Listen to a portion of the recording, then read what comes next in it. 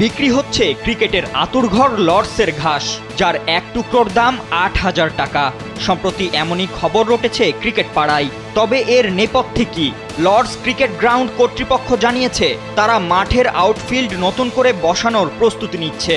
এ কারণেই home of ক্রিকেটের পুরনো ঘাসগুলো বিক্রি করা হবে, যার ১.২ মিটার বাই ০.৬ মিটার আকারের একটি ঘাসের টুকরোর মূল্য নির্ধারণ করা হয়েছে ৫০ পাউন্ড, যা বাংলাদেশি মুদ্রায় প্রায় ৮,১৬৪ টাকা। স্টেডিয়ামের অফিসিয়াল সোশ্যাল মিডিয়া প্ল্যাটফর্ম এক্সে দেওয়া এক পোস্টে বলা হয়েছে, এই ঘাস পাওয়া যাবে সীমিত পরিমাণে, আর সংগ্রহ করা যাবে ২৯ অথবা ৩০ সেপ্টেম্বর পর্যন্ত।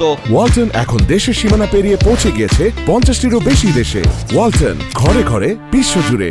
ক্রিকেটের ঐতিহাসিক এই মাঠে পায়ের চিহ্ন রাখার স্বপ্ন দেখেন প্রায় সব ক্রিকেটার।